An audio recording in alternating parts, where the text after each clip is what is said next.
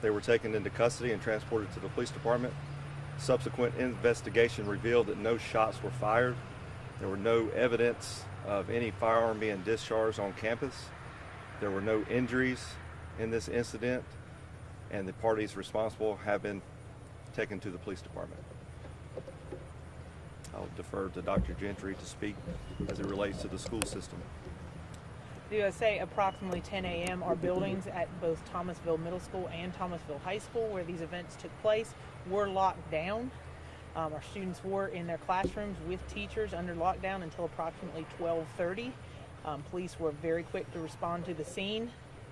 This incident came to pass because we did find out that somebody, a suspended student, was trying to gain access to the campus. They did not gain access to the campus. It is my understanding from the police that that person was detained along with some other folks. No weapons were found on them.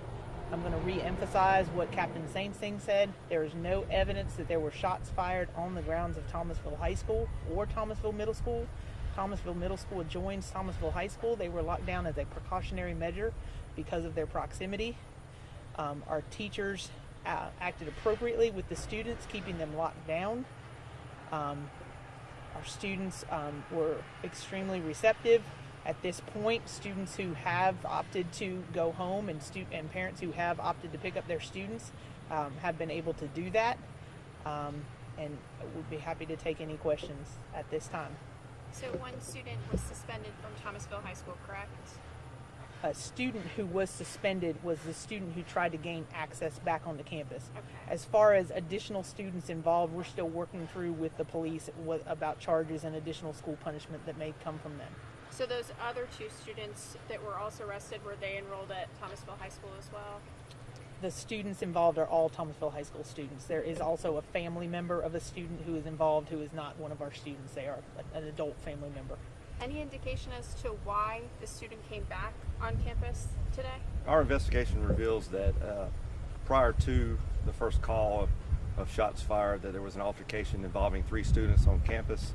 That altercation was broken up by faculty. A short time later, a phone call was made to a mother and a sibling of the student that was involved. The mother and the student responded to campus. They were able to reach the parking lot. However, the student that was suspended was unable to reach the main campus due to the security gate being closed and locked. At that time, that's when the SRO was able to intervene and take the 3 people into custody, including both brothers and the mother. And I wonder if you can speak to the significance of a gray minivan. I've seen a couple pictures and videos from students, and then I also saw it being towed off the property. Was that the car that they drove to the school in? Yes, it is. And I mean, when did school officials know, and how did they know that something was wrong and that this could be a potential unsafe situation on campus? I guess what was the chain of command that happened to let people know, hey, there's something happening on our campus? So essentially, as they were working with the altercation of the report of quote-unquote shots fired, which we have determined to be false, came across at that time, approximately right at 10 a.m., the building was immediately locked down. We were informed at this office as well that police were on the scene, and then the building was secure so that the investigation could take place, and that those students the student and the family member who had tried to come onto campus were detained at that time. And there was an SRO present. How many school resource officers are at Thomasville High School currently? There's one at the high school and one at the middle school. Any plans to bring more on tomorrow, or have any kind of police presence there in case there's any more kind of retaliation or a situation like this again? I think those plans are being developed at this time, and I think we will definitely want to make sure that Thomasville High School and Thomasville Middle School and all of our schools are safe and secure places, not just tomorrow but every day. And I wonder if you could speak to, when I first pulled up to the scene, every single parent that I spoke to said, there were shots fired, there were shots fired, there were shots fired. We've heard from other departments that these kinds of rumors that spread really quickly on social media are just not helpful to the department, not helpful really to you guys doing your job. And I wonder if you could just talk to me about how much more difficult it makes the situation when these rumors spread like wildfire, when in fact everyone is safe and no one is hurt. It certainly adds to the chaos. However, we would just encourage everyone to follow our Twitter account at Thomasville PD. There we are able to convey accurate information quickly, and I would just ask people to, if an incident like this should occur, please just follow our Twitter account where we can put out accurate information in a timely fashion. And I'll just reemphasize that school-based social media, whether it's our actual school, Thomasville High School, I know put factual information out on Facebook. I know within 5 to 10 minutes we work to get a call through our automated calling system out to our parents, put stuff on our social media. I would really hope that our parents and our community would follow the reliable sources, which in this case would have been the Thomasville Police Department and the Thomasville City Schools. Real quick, can you guys touch on how things escalated from an altercation on campus to reports of shots fired? Did those reports come from inside the school or off campus? Do we know? I believe the shots fired was conveyed to our SRO by a faculty member, what they perceived to be a shots fired. And what I can say to that is, in this day and time, that we appreciate the faculty member acting quickly and our SRO acting quickly to address the problem. And real quick, just to clarify, there was an altercation between 2 students on campus, and then the mother and the brother, who was a suspended student as well, showed up, and that's where things kind of went to lockdown. There was a previous altercation with 3 students.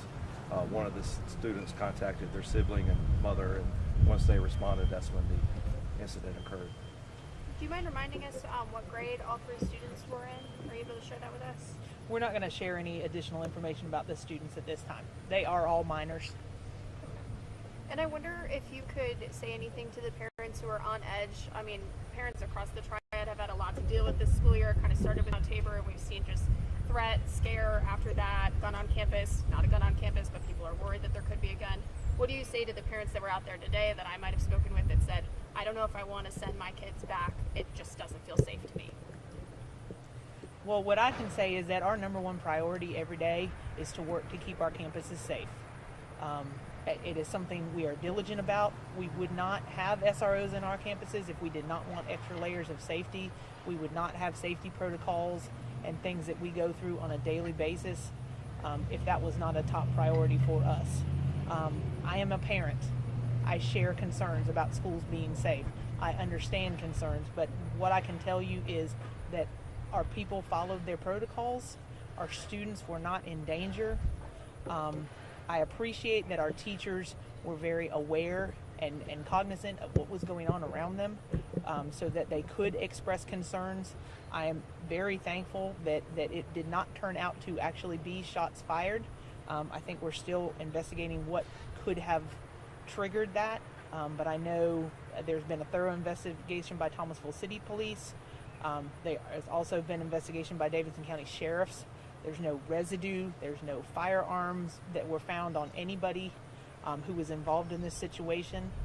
And I think, I mean, the biggest thing is it's just a very tense time.